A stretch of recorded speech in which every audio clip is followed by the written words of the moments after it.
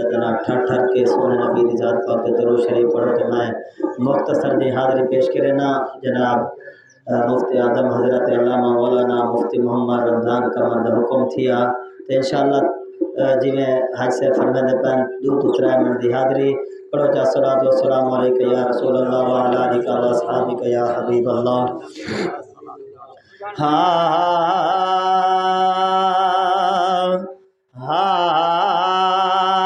शाला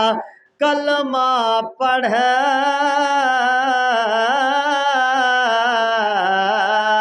जय मौत आवे शाला कलमा पढ़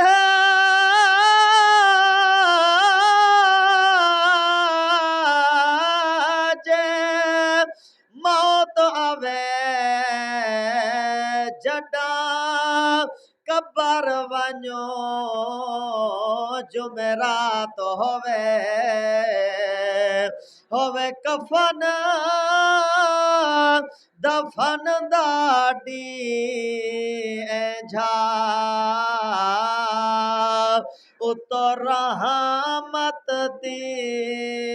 बरसात होवे ते जडा आन नकेर सवाल करन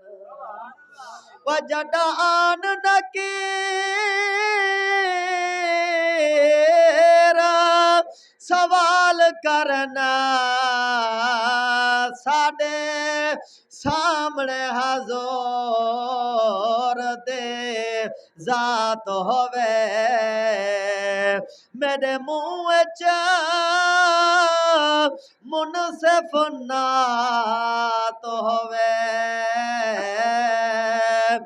लजपाल दियार शफात होवे दर रब दिया रब को मना होना जिद भी न कर। नवा कलामों से मोहब्बत ना लग जा सुभान अल्लाह। दर रब दिया रब को मना होना जिद भी ना कर वो खड़ी मौत सिरांदी खड़ी मौत सिरांदी अपा वंजना है मर दर रब दिया रब को मना होना जिद भी ना कर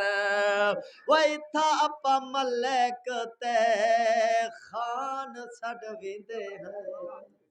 वही था अपा मलक ते खान सड़विंदे हैं वह टुरे जड सज्जन साडा सभे खड़ रोंदे हैं वन से जब दे विलादा वन से जब दे विलादा पढ़ो जलती जानादा वन रख दे कबर दर रब दिया रब को मना होना जिद भी ना कर। टाइम मुख्तसर नात बहुत सारे लंबे आखिरी मिसरा पढ़दा पिया मोहब्बत ना लग जा सुभान अल्लाह। वह रब ने जवानी दी नाज न दिखाया कर वह रब ने जवानी दिते नाज न दिखाया कर वह सुन साड रब दा जल्दी तू आया कर वह सुन साड रब दा जल्दी तू आया कर वह करूं किथ दा गरूरे वह करूं किथ दा गरूरे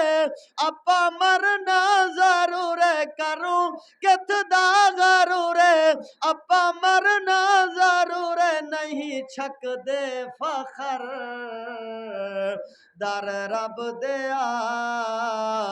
रब को मना होना जिद भी ना कर। अगर मौका मिले तो इंशाल्लाह पूरे